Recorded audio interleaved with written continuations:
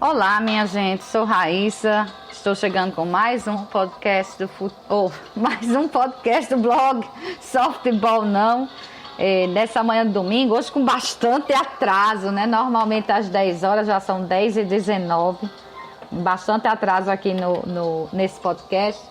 Temos agora 28 graus aqui em Natal, sensação térmica de 33 graus, mas, atenção, estamos num alerta amarelo de chuvas até amanhã, segunda-feira, 10h30 da manhã. Aqueles riscos que a gente já conhece, 20 a 30 milímetros de chuva por hora, né? Pode chover isso numa hora, ou termos o total de 50 milímetros num dia. Então tem que ficar atento aí, apesar do calor, podemos ter aí então um dia de chuva ou um momento de chuva mais intenso, até pelo menos esse horário, né? Segunda-feira, 10h30 da manhã. Bom, hoje chegando com esse tema vem e vai, porque algumas coisas vêm, outras vão. Os passos do futebol, especialmente daqui, nessa pandemia, estão dessa forma. Por exemplo, nessa semana, até quem me alertou para isso foi Alexandre Florencio no Twitter. O Brasil está fora da disputa para sediar a Copa do Mundo de 2023, né? A Copa do Mundo do futebol das mulheres. É uma notícia triste, de certa forma esperada. A justificativa lá da CBF foi que a FIFA requer várias garantias, a gente já sabe disso desde a Copa de 2014, a Copa dos Homens, né? São muitas garantias que o governo federal tem que dar, né? Os terceiros envolvidos, sejam entes públicos e privados, também tem muitos documentos a apresentar. Então, não foram apresentadas essas garantias pelo governo federal, nem houve essa apresentação, se houve, não foi suficiente de documentos desses entes, né? O governo federal até escreveu uma carta garantindo lá apoio institucional para a competição, mas alegou, e de certa forma me parece até justificado, pelo menos pelo momento, que com a pandemia ele não tinha como garantir efetivamente aquelas coisas que estavam sendo pedidas para a competição, pelo menos não nesse momento. Como a Conmebol já tinha uma candidatura, a da Colômbia, e o Brasil já vem com certo acúmulo de competições de futebol desde 2013, a CBF entendeu que isso era até contra o país na hora de escolher, né, que iria começar a se preparar para uma coisa que no fim, na hora de votar, as pessoas pesariam que o Brasil já tinha tido competição demais, não deveria receber essa.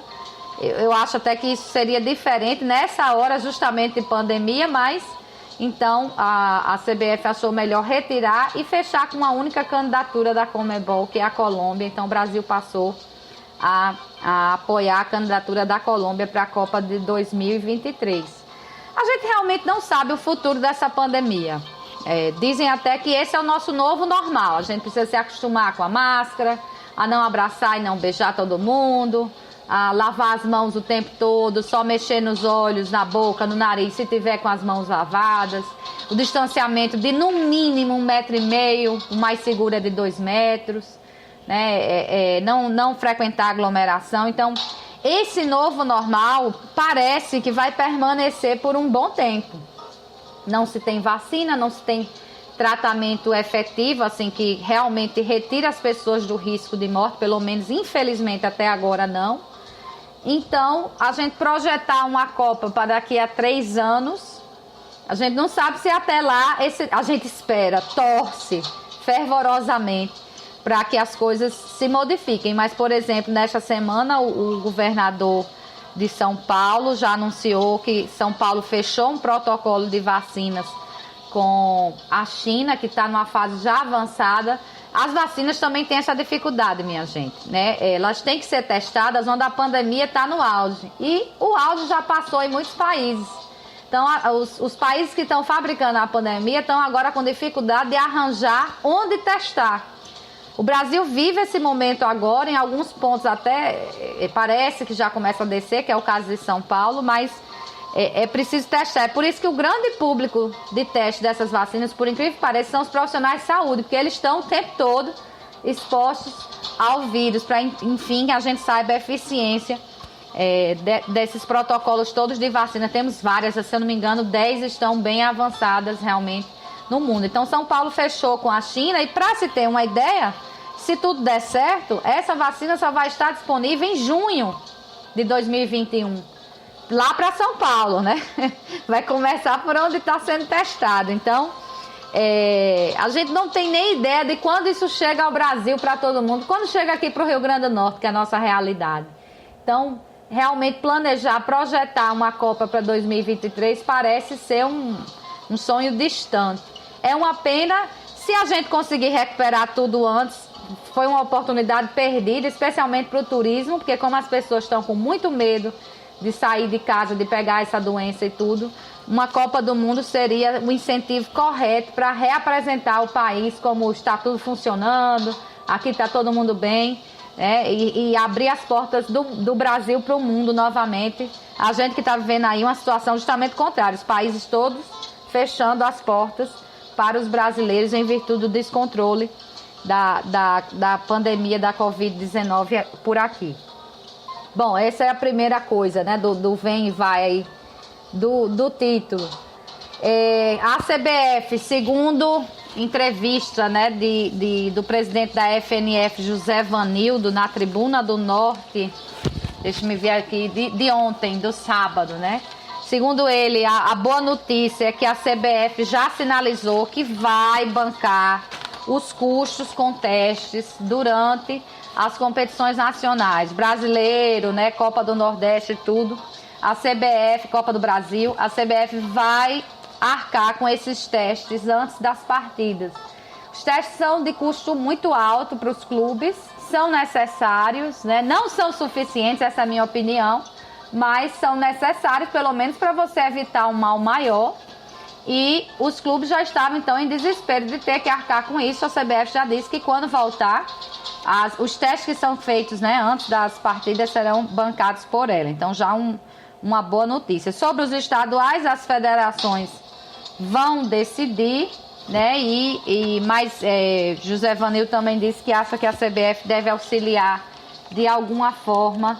Ele até falou que os 600 mil reais que a CBF já tinha mandado para o Rio Grande do Norte, que foi para dividir entre a FNF e os clubes que disputam a Série D, já foram realmente entregues e que, inclusive, a parte dela, da FNF, foi integralmente repassada para os demais clubes que não receberam nada, como forma de auxílio aí nessa crise que a gente está vivendo com a pandemia, né? E inclusive a FNF vem prestando um pequeno auxílio, mas deve ser louvado, para os árbitros daqui, que ele diz até que é diferente do que é realizado pela CBF. O que mais aqui que eu separei? Ele diz que estão sendo tomadas todas as medidas para o futebol retornar, que tanto na esfera estadual quanto municipal ele apoia, todas as medidas estão sendo tomadas, né, então, pelas prefeituras e pelo governo do estado, e entende que o tempo do futebol retornar será o tempo em que os riscos de contaminação estiverem minimizados. Isso aqui eu estou lendo entre aspas, hein?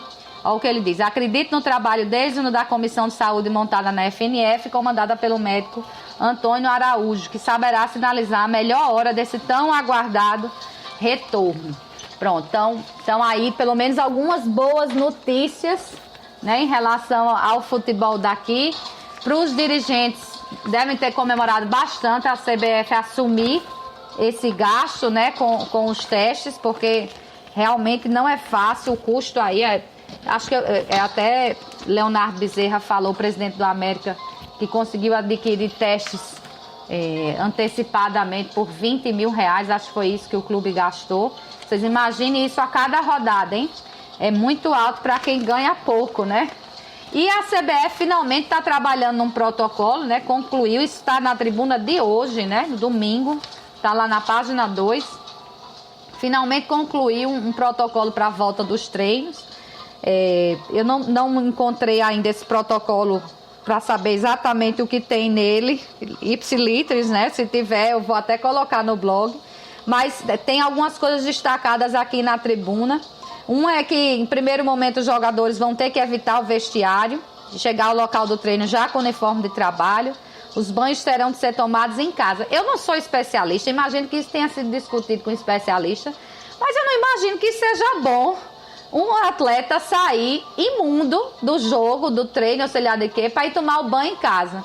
Nesse caminho, como é que ele vai nesse caminho? Não vai contaminar mais gente? Não seria melhor tomar o banho no clube, né? E levar a roupa suja num saco e tudo? Não sei. Aqui fica a minha preocupação, talvez no protocolo e tenha mais explicações justificativas para isso, né? E diz que somente numa fase seguinte de retomada é que vai ser permitido esse trabalho em grupo, etc. Um revezamento, inclusive, dos banhos. Diz que os roupeiros vão ter que separar as camisas dos atletas em sacos individuais e que a utilização de piscinas vai estar proibida. Até a refeição não vai mais poder ser naquele sistema buffet, né? O bandejão, não vai poder ser o bandejão. Tem que ser prato feito, né? A cozinha vai ter que encaminhar o prato feito para o jogador, já montado na cozinha. Nada de circulação e de você estar ali circulando em cima da comida. Não, né? Não vai poder.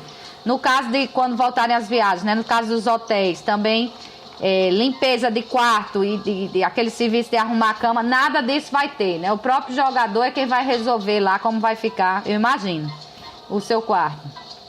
E a CBF ainda recomenda, eu acho até... parece infantil ter que recomendar isso, mas no que a gente está vivendo e as coisas que a gente tem visto aí no dia a dia dessa pandemia, tá certo. A CBF recomenda que os atletas mantenham as unhas cortadas e evitem sair de casa, né? É preciso, então, dar essa orientação. E tem mais, vai incorporar também o teste do café.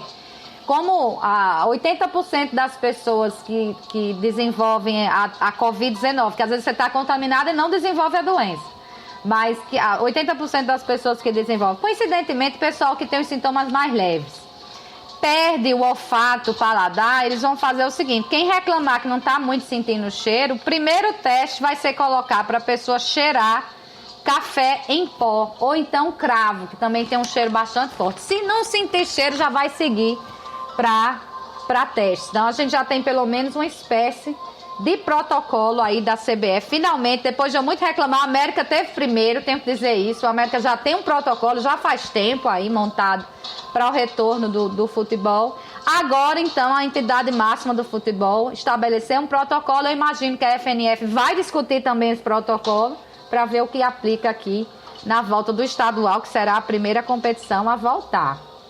E sobre o América, para encerrar aqui nosso podcast, a gente tem a notícia não confirmada oficialmente, ou até confirmada, porque eu acho que até o diretor de futebol deu uma entrevista, eu infelizmente não acompanhei, mas deu uma entrevista essa semana, terminou confirmando. Então nós temos aí 2 acertos que foram bastante comemorados pela torcida, especialmente o último. O primeiro foi Felipe Guedes, que é um volante com passagem no ABC, de boa atuação, a gente espera que repita as atuações aqui no América. E a outra, muito comemorada, festejada, ansiada até pela torcida, que é a volta de Adenilson.